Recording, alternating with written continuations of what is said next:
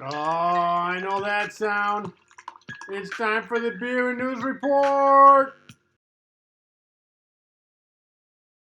Hi, and welcome to the Beer News Report. Cheers.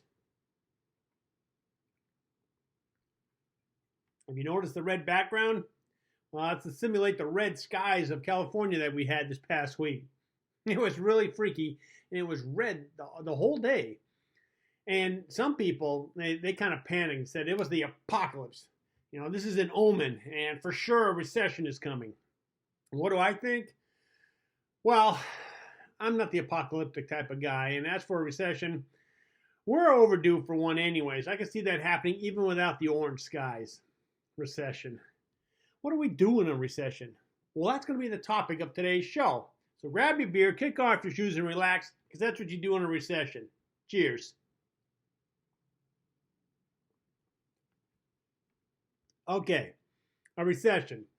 This usually comes with a bear stock market, which on average lasts about 2 years, whereas an expansion or a bull stock market usually lasts 5 or 6 years. This current bull market that we're in has lasted over 10 years. That's why I said we're overdue for a recession. So the first thing you need to do is try to put aside 2 years worth of cash so you don't have to sell anything when the recession hits. Now I know what you're saying. 2 years? I don't have that much cash. I hear you, and I understand. So with that in mind, let's kind of work this from the other end. First, try to get rid of much debt as possible. Only buy the essential things like food, medicine, gas, and work off paying your credit cards. Next, this might mean that, and this is going to sound crazy, but maybe you need to brown bag your lunch. Bring your lunch to work instead of going out to eat every day. And hit the bars maybe 1 day a week instead of 4.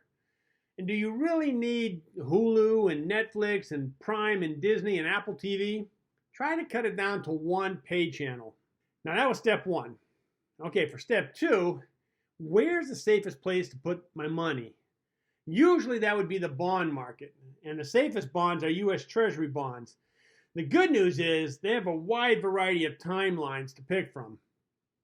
They have the short-term bonds like 3 to 6 months long, or long-term bonds like 10 or 30 years long. Now, since a recession normally lasts about 2 years, you're probably going to want the 2-year bond, and that's available. Now for the bad news. Look at the yields or the interest rates that you get. Even at 30 years, it isn't above 2%. That 2-year bond that you were thinking of, it pays 0.13%. So if you're going to put $1,000 in at the end of 2 years, you would have $2.60. Not something to write home about. But hey, you didn't lose any money. Cheers. So why are interest rates so low?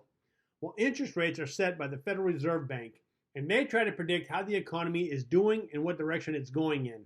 So if they think the economy is strong and growing fast, they will raise interest rates to make sure the growth is stable and a bubble doesn't form. If they think the economy is weak and shrinking, then they will lower interest rates so that businesses can get cheap loans and build and expand and thus hire more people. Now, due to the COVID pandemic, businesses had to shut their doors, causing a massive drop in GDP. Right away, the feds cut the interest rates to zero so that businesses could get low interest loans to keep themselves afloat. When will the feds raise interest rates? Well, first, we need a vaccine for COVID. Then we need to mass produce it, and then we need to get it out to everyone, and then businesses need to reopen, rehire people, and recover from their losses, which should finally raise GDP. And at that point, the Fed will raise interest rates. I'm guessing late 2023, maybe 2024. Cheers.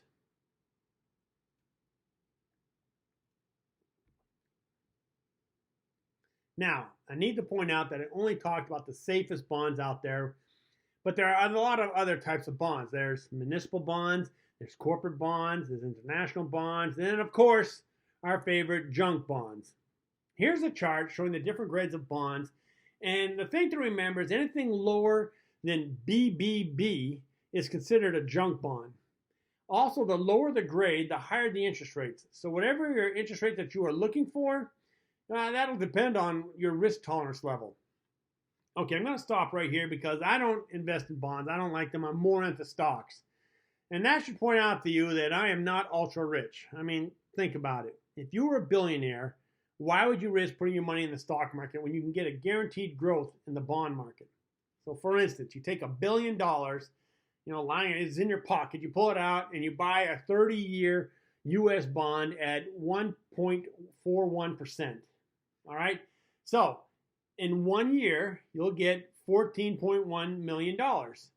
Think about that. You could spend $1 million a month and still have $2 million left at the end of the year. And that's why rich people use the bond market. It's how you make your money work for you. Cheers.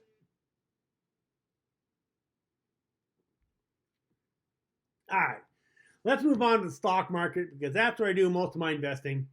And over the long term, the stock market beats out the bond market in terms of performance. On average, stock market grows at about 10%, whereas the bond market grows at about 5, maybe 6%.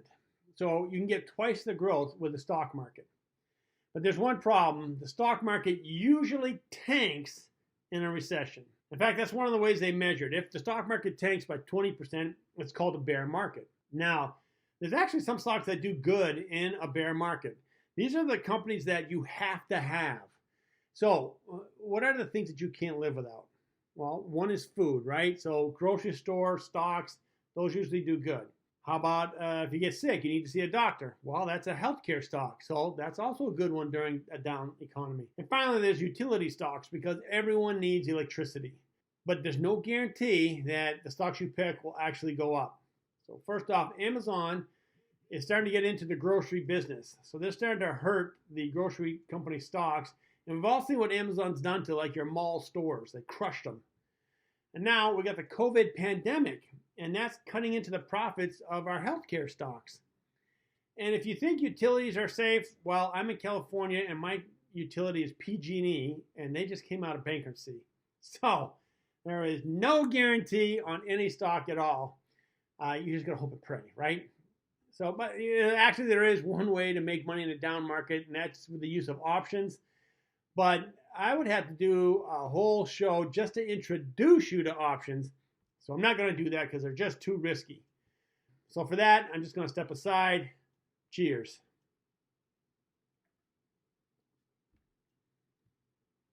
Now, usually in a recession, some investors go to the precious metals market. That's gold, silver, platinum. But unfortunately, gold and silver, if you've looked at them, they've already gone up. Gold is around $2,000 an ounce, and silver is around $30 an ounce. So for these two investments, we have missed the boat. As for platinum, it's bouncing between $900 and $1,000 an ounce. If we look at this chart, we can see that it jumped to $2,000 in the recession of 2008. So, maybe we put platinum on our watch list. Just an FYI, Warren Buffett, notably the world's greatest investor, just bought a huge chunk of stock in a gold mining company.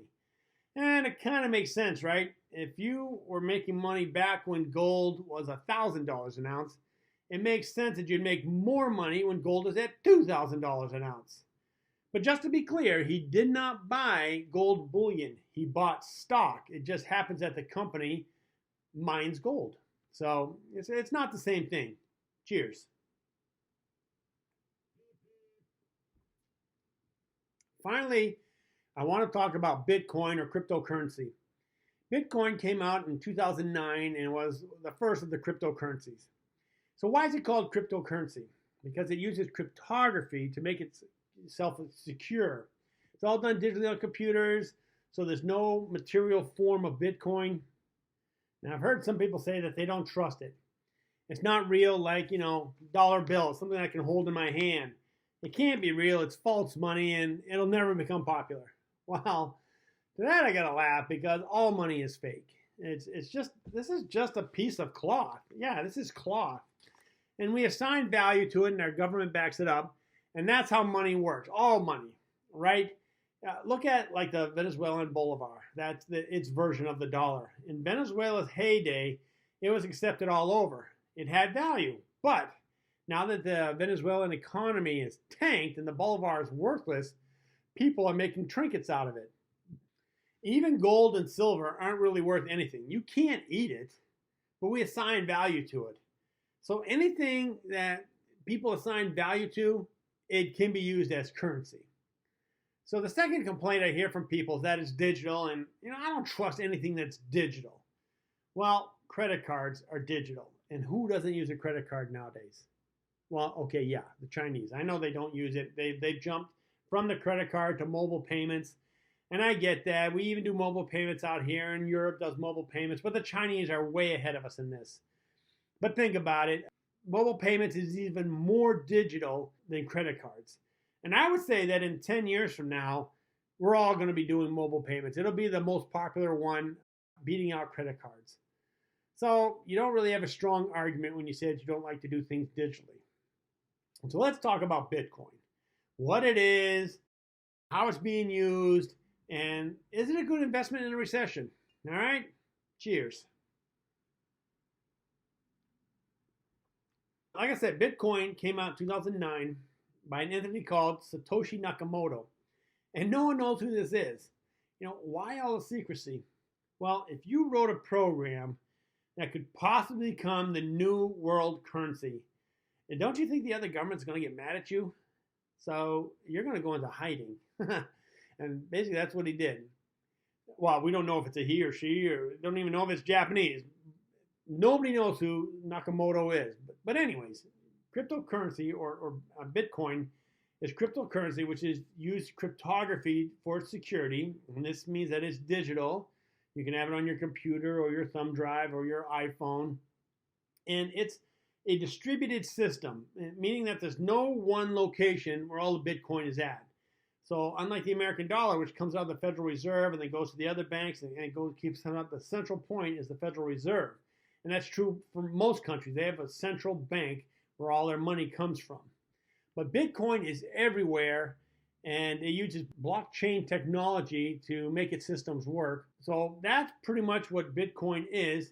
And basically all cryptocurrency kind of follows the same thing. It's all done by blockchain technology.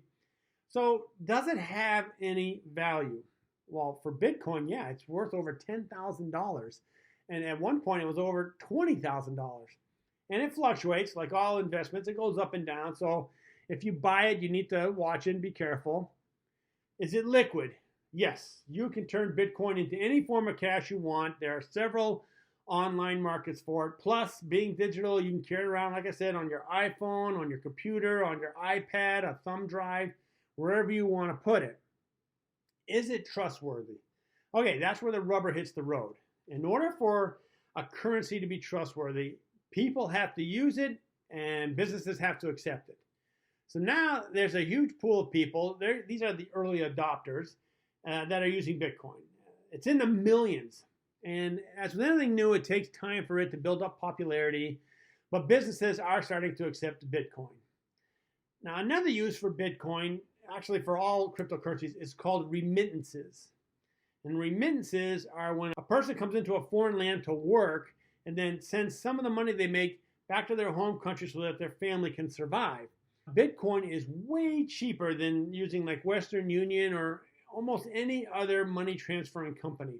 So if you're interested in traveling, let's say you need to go abroad or something, it's actually cheaper for you to convert your money into Bitcoin, go abroad, change it into whatever you need, change that into the country's currency. That'll save you money instead of going to a bank and doing the transfer from one currency to another. Now, the key question, does it make a good investment in a recession? Well, we don't know. We haven't had a recession since 2009. That's when the last recession hit. We were coming out of the recession when Bitcoin first started. So I don't have an answer for you. We're going to find out. We're eventually going to go into the recession and we're going to see how Bitcoin performs. But I mean, look at your other options. The bond market pays nothing because of this COVID. COVID pandemic knocked the wind out of the bond market. The stock market, you have to know what stocks to buy because usually the stock market tanks in a recession. And then gold and silver, they're already high. Platinum, we'll see what happens with that one. So, Bitcoin isn't looking that bad. Now, if enough people use Bitcoin and they invest in it as a hedge against recession, then yes, it should go up. It should provide some growth to your portfolio. But let me be clear.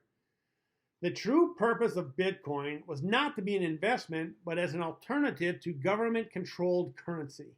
It's to bring power to the people, right? Cheers to Bitcoin. Well, you can see my beer's almost empty, and that means we're at the end of the show, and I hope you enjoyed it and learned something. If you'd like to send me a comment, please use that email address. I appreciate when you click the like button, and if you want to subscribe, that'd be great. You'll see when my new shows pop up. And as always, keep your beer cold and your inches hot. Cheers.